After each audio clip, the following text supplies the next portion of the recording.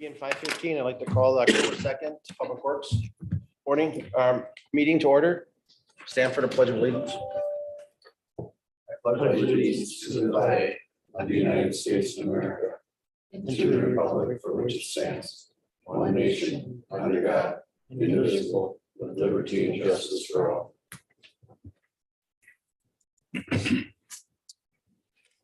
All right, I'd like to look for motion to adopt the agenda. Second. Motion made by Mr. Ritchie, seconded by Mr. Barrington to adopt the agenda. Any other discussion? All in favor signify by saying aye. Aye. Opposed? Public input. Seeing none. I'd look to approve the September 11th meeting minutes. So moved. Motion made by Mr. Barrington, seconded by Mr. Ritchie. To approve the September 11th meeting minutes. Any other discussion? All in favor signify by saying aye. Aye. Opposed? Motion carried. Next is wastewater treatment plan updates. Robert? Okay, for the updates, like Ben had it in his notes, we're still waiting on the results from the paint samples that Sherwin-Williams came and took their own samples. We reached out to them today. We're still waiting to hear back any word. The last we heard that they're still going between Cochran Paint and Sherwin-Williams to come up with a means to correct what's going on in that digester. Meanwhile, I think what's going to speed up the pace now is just the time of year.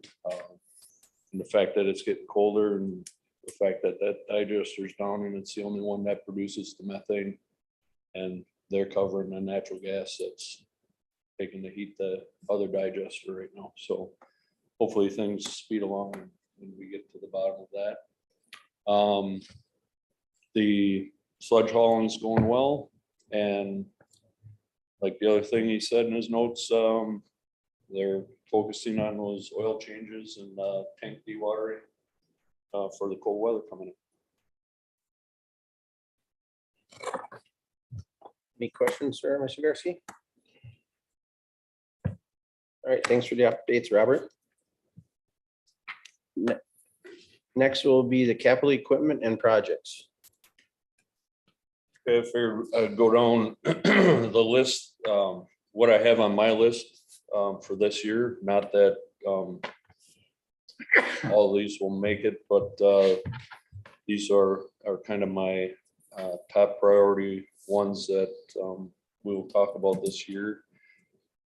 Starting with the old asphalt roller we have. I know they do utilize it once in a while in the ball fields roller too, but down the road, when we get into more hot asphalt patching, I want to have the equipment that can actually do the job that it's designed to do. This roller, I knew it was old and I seen it in the shop, but when they had the Pearl intersection, excuse me, shut down, and I had the opportunity to go out with the crew, and we did that asphalt patch by the overpass of 45. I couldn't believe what kind of piece of equipment it was and how we're lacking in that type of program to do any type of asphalt patching on our own. It was just started at the shop. They loaded it up on the trailer, took it out there, excuse me again, and they could not get it to start right away. So that was 10-15 minutes. We got it running. It came off the trailer, but to see how they're trying to work that stick, to work that roller, I figured it's kind of almost to the fact where it'd becomes a safety hazard when you have that much slop under control and there's no adjustment left in it. And I'm thinking, okay, you know, I know it's old and it had trouble starting, and maybe we can work through that. We started putting down the asphalt, and then we went to roll it, and they grabbed the water jug out of the back of the truck and they started wetting the patch down. And I'm like, doesn't the water system work on this thing? And they're like, it hasn't worked for a while and we're having trouble finding parts for anything that goes wrong with it.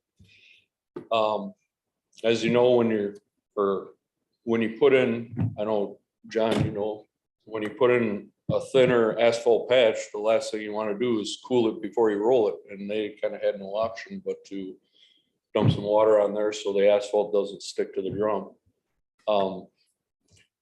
So when you're trying to incorporate all this hot asphalt patching and have equipment that runs like this, you're kind of defeating the purpose.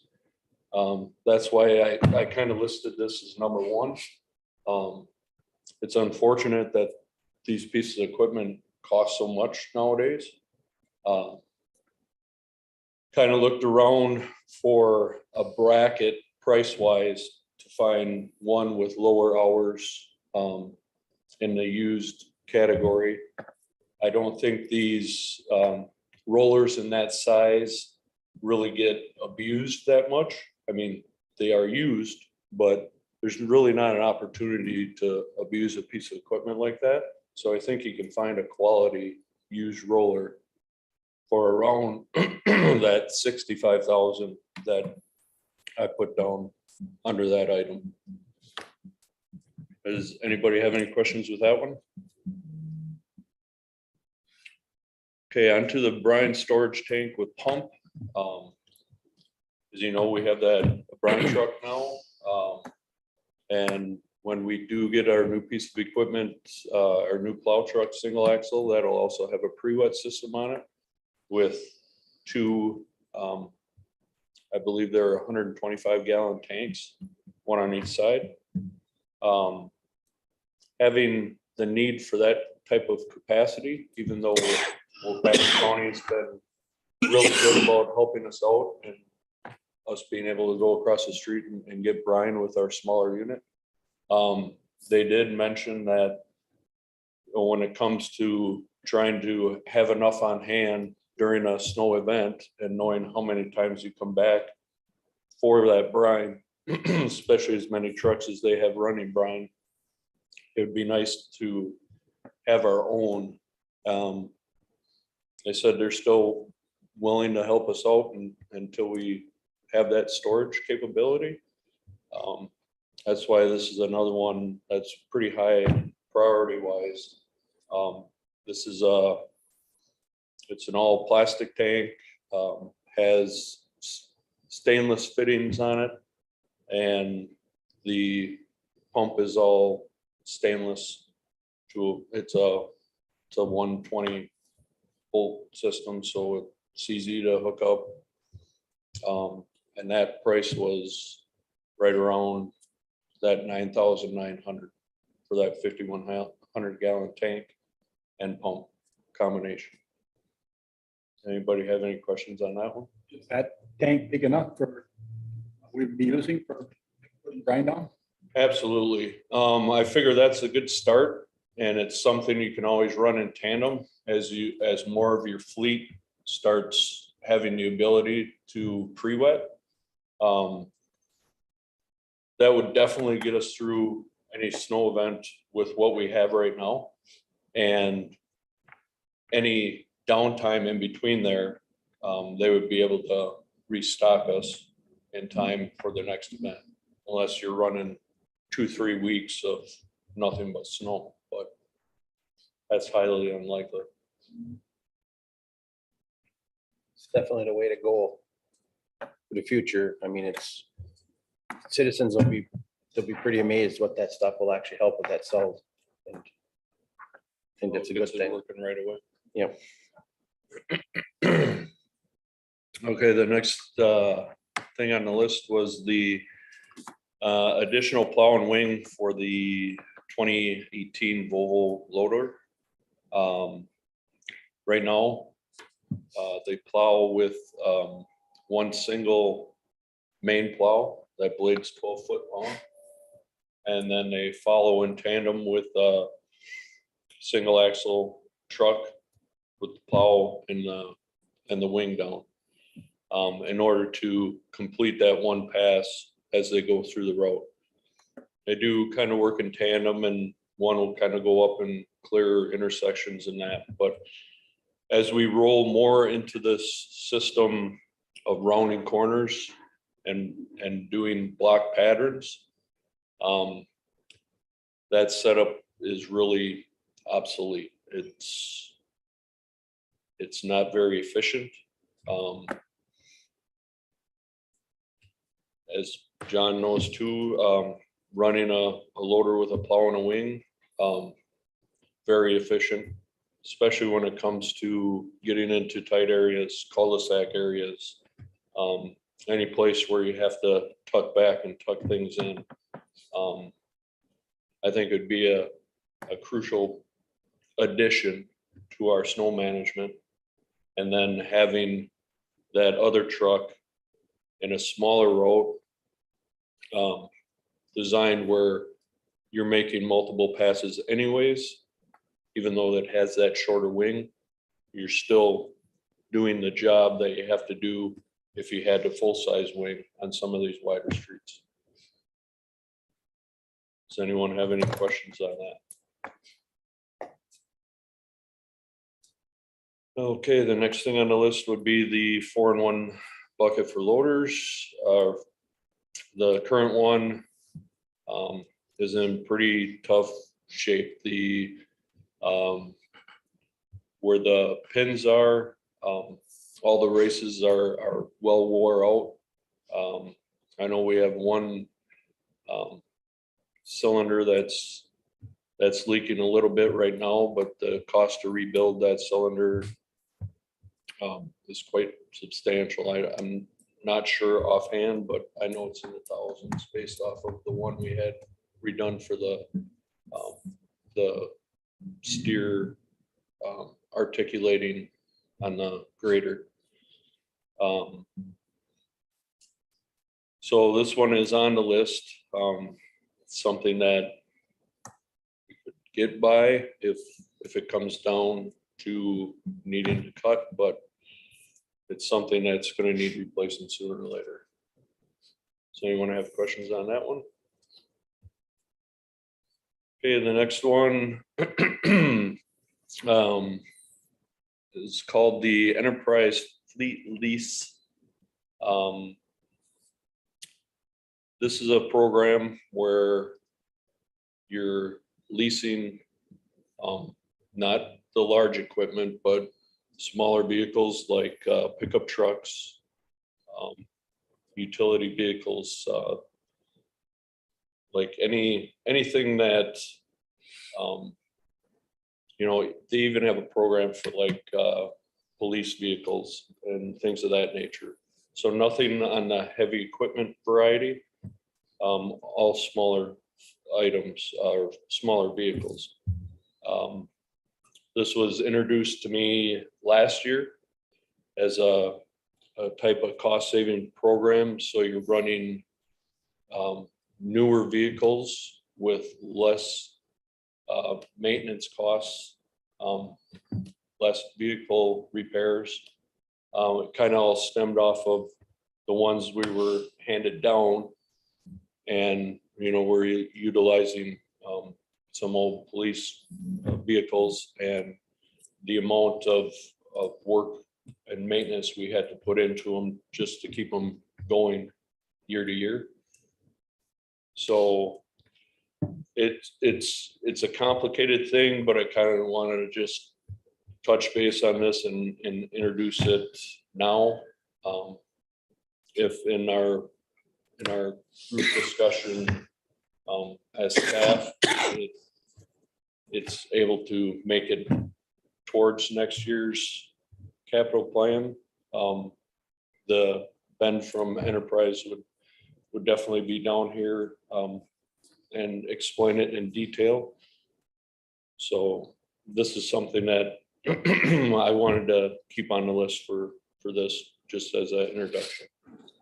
What would the 4 vehicles be?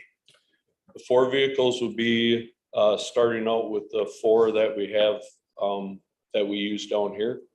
So it'd be 201 is the 2013 that I use right now, mainly. The 2011 that it's a sedan that is a general use vehicle and sometimes used for going on training runs because it's a sedan. The 350, which is a 2017 police interceptor, the SUV that was handed down. That's at Park and Rec, or assigned to Park and Rec. And the 4th one, Dave. what is, yes, thank you. Right now, Dave Vincent has the 2013 sedan police interceptor. That one would be on the list as well. Right now, I mean, it's not that I want to drive around in a new vehicle or anything like that, but when I leave with mine or 201, every morning, the rear brakes hang up and they've loosened them twice already. It's just, when they get to that stage, and not saying that the PD abuses them, the PD uses them to full extent. And when they get passed down, they have a lot of wear and tear on them. And like the one that was supposed to be the one that I was to use, that one had a transmission trouble before I even came on board, and that went down to auction. So there's a lot of maintenance that goes into them once they're handed down. So try to alleviate that cost. Are there any other questions on that one? What would we do with the vehicles then? Would we take and put those on auction when the police department replaces vehicles? Or what? Absolutely, they could put them on auction. Then you could recoup some of the cost for this program. That, I'm not sure, or if, that would be more of a Judy question, or if she would roll that in towards the capital, the purchase, because there's usually 2 cruisers that they purchase every year. So I don't know if that would strictly stick to that side and they would use it for that. The recoup cost for the squad cars will go for the recoup for the new squad cars Yeah, to rotate that around. One of the benefits of this, and I wasn't too excited about it at first, I admit, but after seeing what they're doing, because Enterprise has such a major footprint, that they can turn around and sell these cars after the lease is done, that they can maximize that resale value. That's kind of one of the big benefits of this. Like I said, I wasn't too excited about it, but then hearing that Green Bay is on it, La Crosse is on it, there's some other bigger communities on it, like, oh, those bigger communities are doing something, then there's got to be something said about it then. So. Definitely, I think it's an interesting idea and it's worth exploring. I just don't see $27,000 a year for vehicles that are 10, 12 years old. If we could have maybe a breakdown of how much more it's going to cost, if we can do some kind of last 5 years, last 10 years, this is what we spent, a comparison between that and leasing. It would be nice. absolutely. That's what Judy's kind of putting together right now.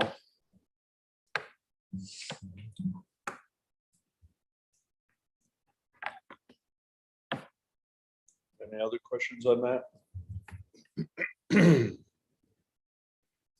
Okay, for projects, it's a pretty small list. The standard 25,000 for the patching program for asphalt and concrete. And then also on that list, and it well, it was on my list when I had it from last year.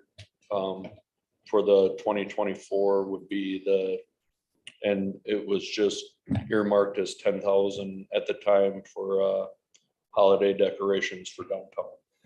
And I have not looked into the cost of decorations, and I know they can get quite expensive, but I haven't even branched there yet. It's just a placeholder that was earmarked for 24, so I left it on there.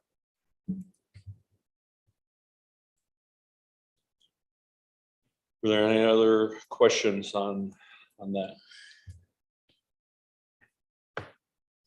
All right, being no other questions for Robert, we will move ahead to discussion on downtown park. Okay, and the main reason why I put this on here tonight, or for tonight's meeting is, I've looked over costs and what other communities put, and I've had that in my notes in the past, that communities our size are generally between $10 and $20 a month to have a parking spot on city property. What I was looking at is starting at, if this were to go through, starting at $15 a month. But if that's if you want to go month to month. If you want to go 6 months or more, it would be $10 a month, which would make it easier as far as always keeping track of that permit number. When they come in every month, having all the paperwork that's all involved with that versus, I know I'm going to be residing downtown for a while. I don't mind going 6 months or a year, and then it would be at that $10 a month. Does this seem reasonable to the board as far as asking that amount if this were to go through?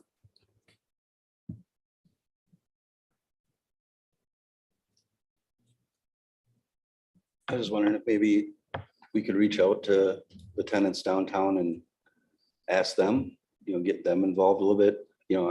I've talked to some of the tenants and there is some interest in this. Some of them are like, if I had a place that I knew I was going to park, I'd pay the $10 or whatever a month, so I didn't know if there's been any outreach to the tenants downtown to see if they are interested in something like that before moving forward.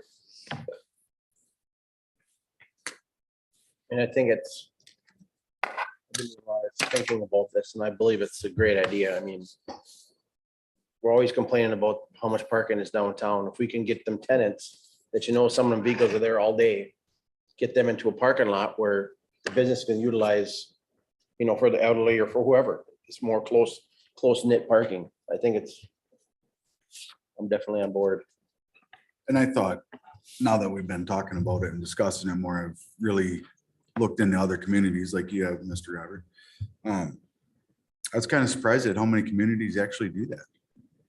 And I was impressed. It must work out. The comment was made by some of us that, well, how are we gonna keep, just say, Tim from parking there? Well, in my thought process, I'm like, what, if Tim gets a fine here or there, he's gonna go down the police station, city hall and say, what am I supposed to be doing wrong? What am I doing wrong? So I think that'll take care of itself in a hurry. The issue of, people getting, or it was meant, how much is Schleter actually gonna have time to, Chief Schleter, go on and monitor these cars? I think it'll take care of itself. I really do. There's area to get to. And signage.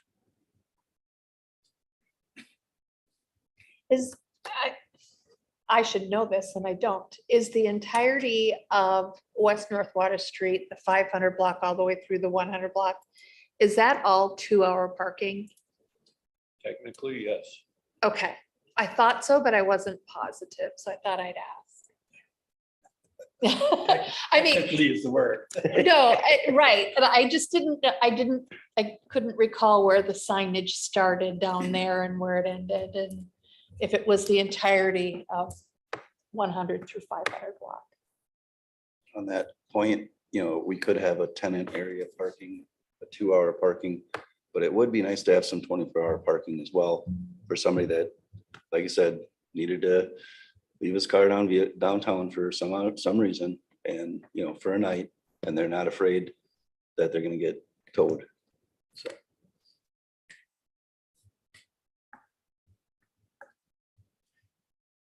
I think that would be a having some of that parking, that 24-hour.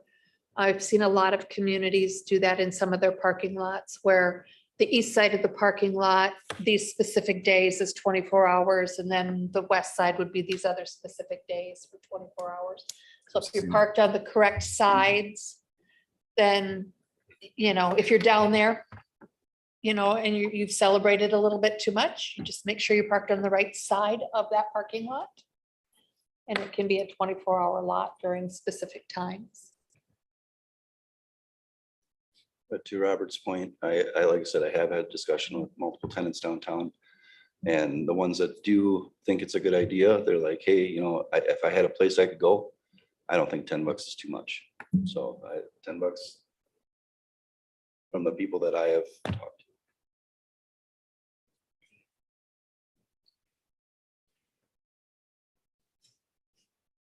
Is everybody else pretty much in agreement with that? If this were to go through, that's a reasonable asking price to start out at? I believe so. Me too. And the next portion of that discussion was, and we kind of touched on it a little bit, but would be the area. Now, and the definition of that area. Now, if they're coming down to pick up this permit and you show them the area, which we're thinking is on the north side along that edge. If they're coming to pick up a permit, do we assign a specific spot? And they have that for the duration of that permit. And that signage would go along with it. Permit parking only, and then have a 1, something simple.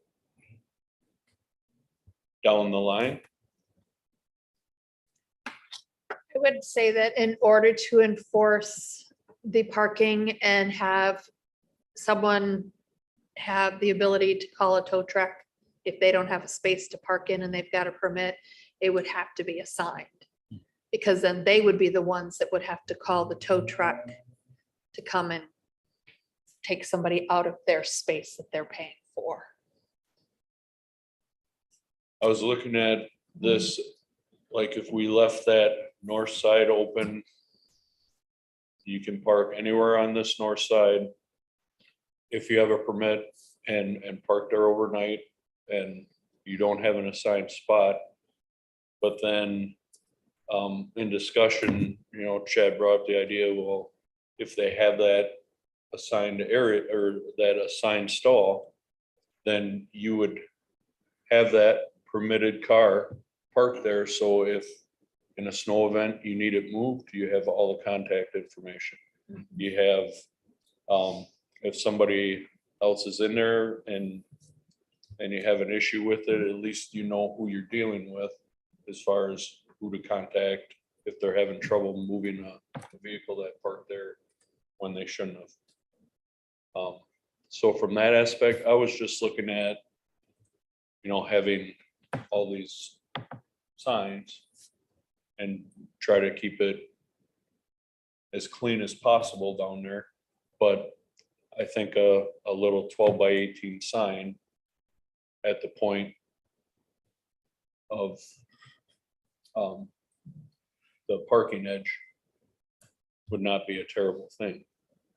It would definitely, I wouldn't want I also thought about, well, if you specify you have 10 permitted vehicles and you have a vehicle or a sign on this end with an arrow, permit parking only, and then one on this, well, you're down to 2 signs, but what are the chances that somebody, especially when that parking lot gets busy, that you don't look straight ahead, see that open spot and miss those on the outside?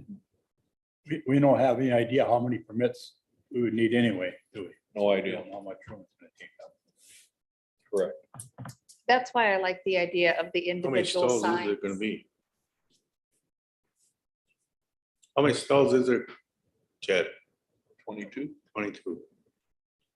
Is that gonna be enough for everybody that lives on Main Street with vehicles? I would believe so. Start with that, see where it goes.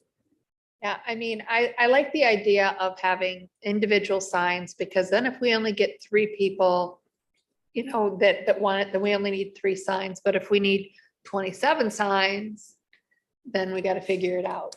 But I prefer the idea of not blocking off spaces. Even if we said, oh, we're gonna take these 10 spots for permitted parking, but we only have 5 that have permits, then we're saying that there's 5 stalls that can't be used by the general public who pay for that parking lot. I still think we're opening a can of worms. What if somebody gets a permit for 1 month and then doesn't pay, and now he's got a sticker and he still parks there with his sticker? Like, you know what I mean? Is it gonna be numbered? Are you gonna have like, okay, this registered vehicle, he didn't pay anymore. Are you gonna be watching for him and then towing his vehicle? I mean, it's gonna be a cat and mouse. It's gonna be, I was thinking the same thing. I think it should be at least on a 6-month deal. I mean, that way if you have renters and stuff moving out at 6 months, the 1 month is gonna create a lot of work in that office, extra work that they're already doing, keeping track of stuff, and it's gonna be so much office work just to keep track of it. If you're doing a 6-month or an annual, which annual, you're talking about people that are living downtown that have a contract of 6 months to a year, for the most part. Correct me if I'm wrong, but normally when you move into an apartment, that's what you're looking at. My experience would say go 3 months. But I would say 3 months at $15. You have to pay the first 3 months, but it still is like the month-to-month fee. But if you want to do 6 months, then it would be the $15 for 3 months. So it'd be $45 Or to do a 60 for minimum. 6. Yes, yeah. I So just- that, I agree with the having a minimum, but I also know turnover. So I'm gonna say 3 months. If you really want people to be parking in those spots and not just moving their cars from here to there to here to there. What do most communities do there? Are they allowing month to month, or are they doing 6 months, or? It varies, but you see most of them going the 6-month route. Just for the paperwork and shuffling all the thing. I agree with you, Tim, it's gonna be some hiccups, but It'll all Paca work does it out. for a 1-year period. 1 year,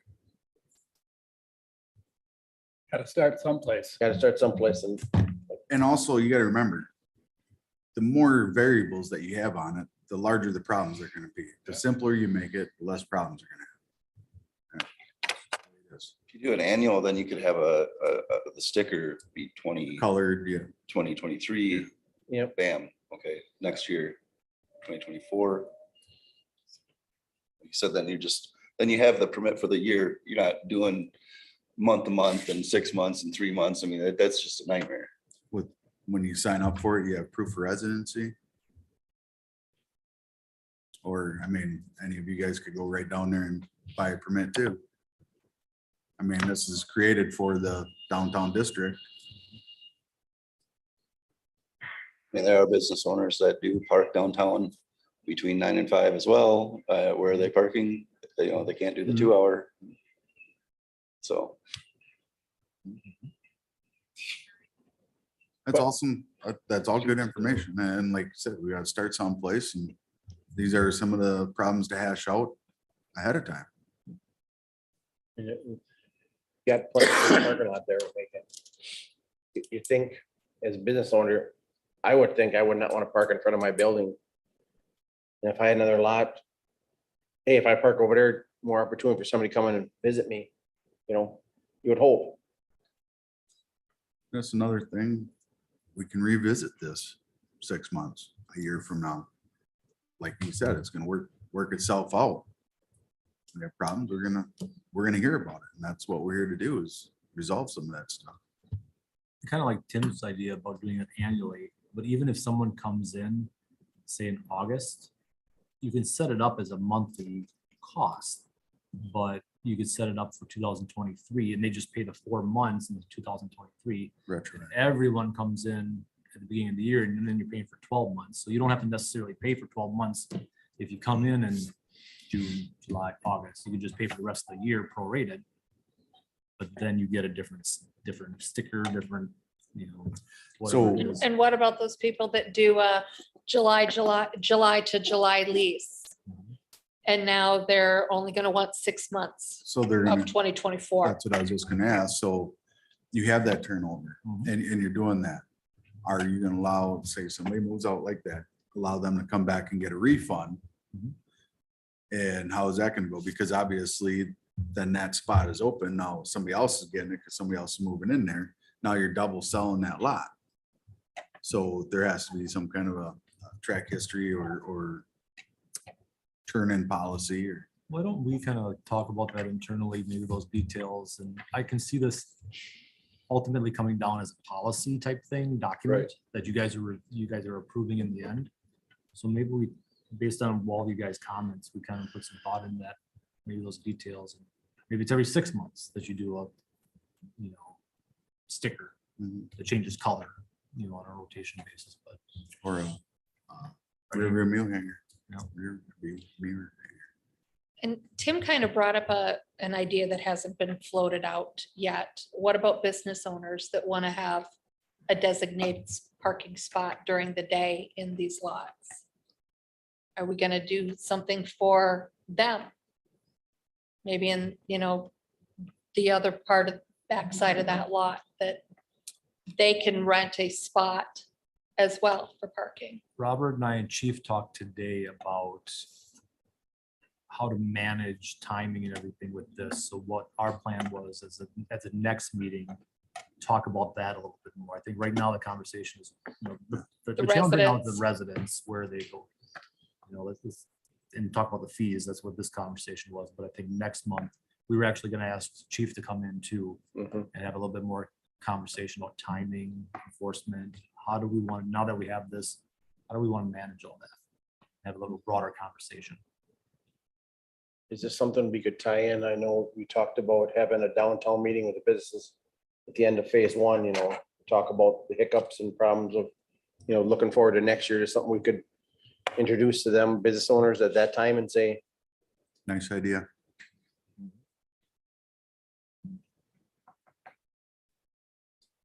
Mr. Barrington? One thing, if we start, say, and we find out that we've got 22 stalls, if we're only using 12, we can start from there. We can say, okay, if a downtown businessman wants a spot, now we've got these other ones, we can add them.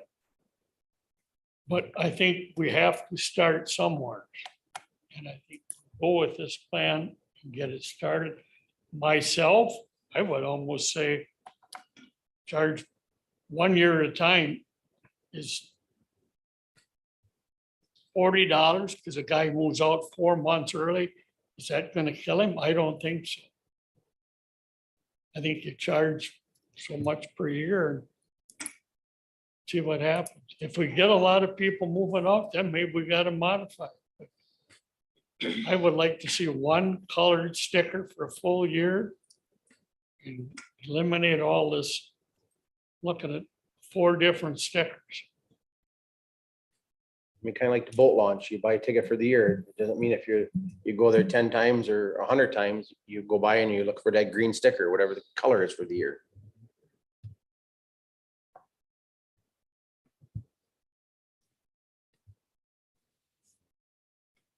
I like the idea of a mirror hanger as well. Change vehicles.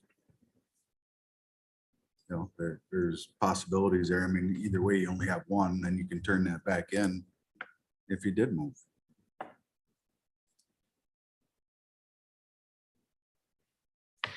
I like that idea a lot better than, yeah, definitely. There's a lot of businesses that do that, park in their business parking lot. But if you have someone, say your relation comes to visit you and you're leaving your car and they're taking their car, then they can put the hanger on their door and they can park on their window. Yeah, either way, you have one Then you- vehicle, then you one can use spot. it. It doesn't matter what vehicle it is, it's Yeah. one vehicle, one spot.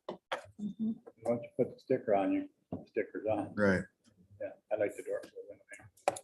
And you can take that out when you're driving, put it up when you're there, leave it in all the time.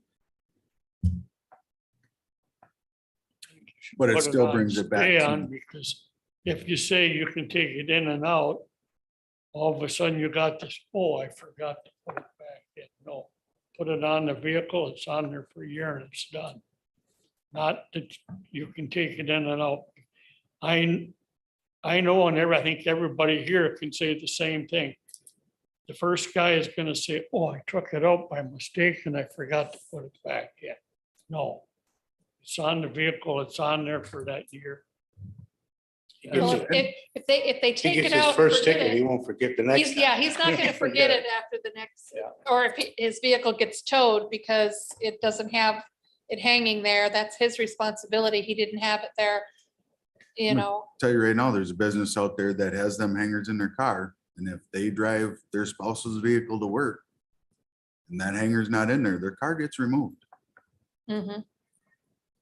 Or if they forget to hang it up. I mean, there's repercussions.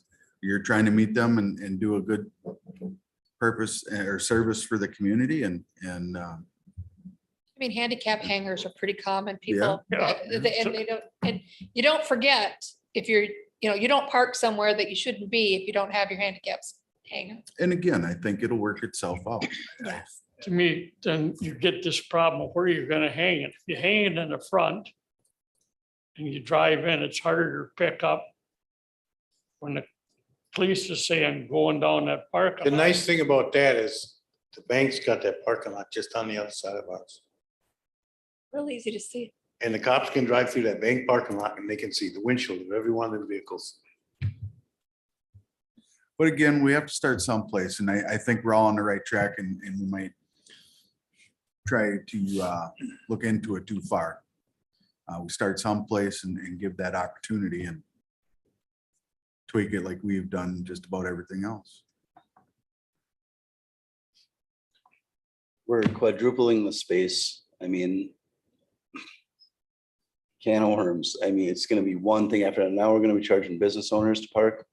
Like, it's just gonna be, just do 24-hour parking in the back, 2-hour parking up front, and first come, first serve. That's what I recommend. I think this is just gonna be a mess. I really do. Don't business owners usually have a place to park behind your No, business? Mm-mm. No, on the east side, Jolly Rogers, maybe, Sweeney, maybe, but Dragon's Den, no, Carpet Store, no, the Salon, River's Edge, no. I mean, you can see right there, there's just,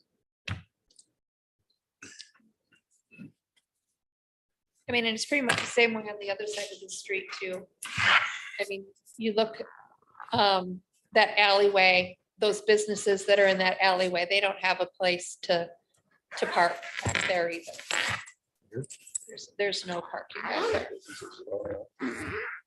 And if you say that the north side is 24-hour parking without designating a spot for said vehicles,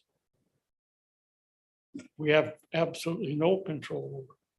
Zero, and that's what the chief was talking about, is that they do not have nothing to bite into with that. You've got That's- almost, if you're gonna buy a spot, I want number 21 or whatever, and that's my spot. And that's where I'm gonna be, and that's the only place he should be. And anybody else in there should be gotten rid of. So I guess with that question about the business owners, to look into, see if the other communities that we looked at that sell these parking spots, if they have business owners that do that. And what is their answer to that? I think we definitely start with the tenants and then we can Hmm. always tweak.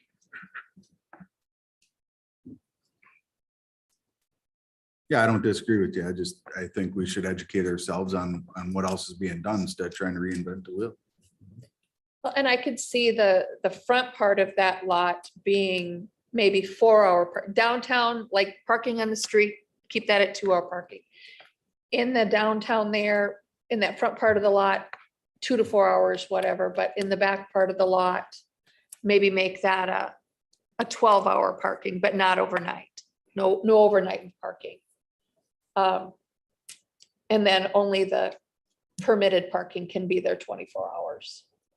Something more along that line, but designating a space where the people that are working downtown can actually park and be parked. And if they wanted to rent a spot and say that that was their spot, they could. But I don't want to say that we have to start selling parking spots to business owners. But we need to give them a space that they can be where they don't have to go and move their car every couple hours. Like I said, well, I think that's gonna be the broader conversation Yep. for next month. That's what our intent was. And like you had discussed, when we have the business owners in here to bring it up, see what they may have a solution for themselves. I mean, I keep thinking in the back of my mind is, Tim, we stuck a lot of money in these 2 parking lots to make the downtown parking a little bit nicer. We should be able to work together with the business owners, tenants, come up with some kind of plan to hopefully make their businesses better. I mean, ultimately, so they can park there. Elderly can park there, or whoever can park there instead of worrying. You got the whole Main Street, 8, 10 cars full of tenants and you got another business owners and it's half full and now, let's try to work together. Can't even get deliveries in there because of people that are parking on the main street. We have 8, 10 tenants parking on the street right now. There's no enforcement. And that's what we're trying to resolve. I agree. It sucks. I mean, like you said, you put money into it, you want that. It's something, I just don't see how it's gonna be done. It's gonna be a mess. It'll straighten itself out.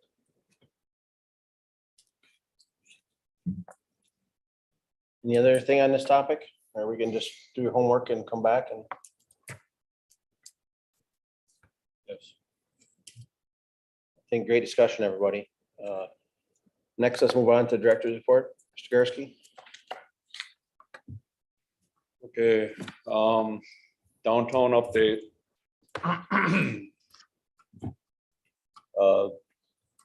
As you all know, probably heard, tomorrow they're supposed to do the temporary lift of asphalt from the beginning point of construction on the west side of Shawano Street through Shawano intersection, all the way down to Pearl Street, stopping at Pearl Street, not into Pearl Street. The whole reason behind that is to try to coordinate multiple busy intersection shutdown at the same time or during that same day would be horrendous. So we figured we could focus on this side, being that this was the starting point of construction and probably the most compact by now, for sure, if anybody's drove over it. And getting all the way to that point of Pearl Street. They will finish Pearl Street intersection and the patches on Pearl when they come back in a couple weeks to do the binder in the parking lot and on the side streets.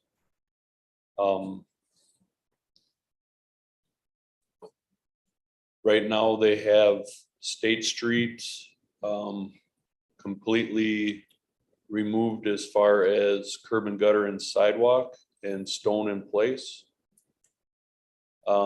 Lincoln Court is completely removed with all the curb and gutters removed and the few pieces of sidewalk that had to come out, and the radius point to Wapaka completely prepped and ready for, actually, all of that has been staked and just ready for the concrete crew to come in and run their string line. In the parking lot, it is 90%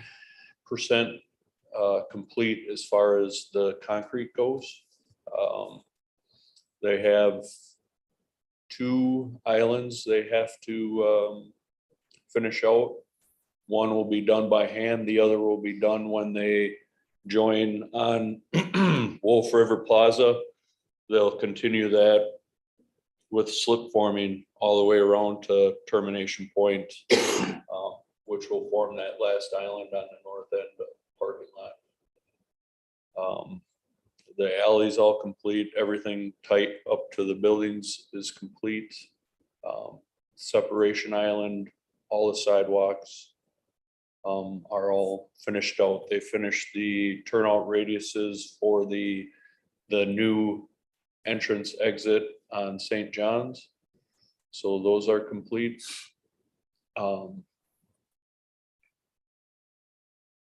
Tomorrow, DeGroot, actually, I didn't get down there in time. They were just working on the last lateral for the whole project. Was at 209 St. John's. They were putting in that lateral, and they hope to, well, they should have finished it tonight. Tomorrow, they'll do the water tie-in at Park and St. John's, because they have to do the switch over to the new line now that the new services are in. And I believe they said they had one more service for the 113 First State Bank building to put in yet. They finished the concrete sidewalk out at Hatton Park today. That the ADA compliant path that goes down to the play set or the playground area was completed today as well. In the next week, so DeGroot plans on pulling all the curb and gutter and sidewalk on St. John's probably starting on Wednesday. It all depends on how the tie-ins go with the water. And then they hopefully will have that removed and all the aggregate in place that it can all be staked out by Friday. They will have the, last I heard, they'll have the curb machine in to do all the curb work at the beginning part of next week. That will go pretty fast. Once that's in place, then all the behind work will be implemented, the sidewalk and the ramps. But that's slated for next week as of right now. MCC, when they finish up tomorrow, they hope to have that whole stretch done and completed up to Pearl by tomorrow, and all barricading will be removed. Yeah, fingers crossed. Just sign placement that indicates road construction ahead versus the ones you see with road closed to through traffic, just so that notification that there's still stuff going on the side roads. They will pull out of here and we'll head to the East Ridge subdivision to put the final lift of asphalt on Lucas, Zachary, and Aubrey Courts. And that should finish out their week up there. How long I is Sha- would think it would only take them 2 days. how long is Shauna Street gonna be closed off? Shawano Street will be closed off for sure for, I would guess, at least 4 hours, if not a little more. It all depends on how prepping. So it'll be open up the same day then. It'll be Yeah. opened up by end of business tomorrow. If, Everything goes according to Yes. plan. that is the plan, that whole stretch will be, I was hoping for a little cooler weather, so it cools a little faster. Makes it a little easier to open up quicker, but being temporary, we'll get her opened up. And that is all I have for my report. Okay, thanks, Robert. Future agenda items, we still have that large disposal, large item disposal services on there and maybe talk about that more once downtown settles down. Absolutely. I'll just say, let's pray for good luck tomorrow. Big day for downtown, so. Mhm. Good luck, Robert. Nothing else, look for a motion for adjourn. Second. Motion made by Mr. Ritchie and seconded by Mr. Barrington to adjourn. Any other discussion? Those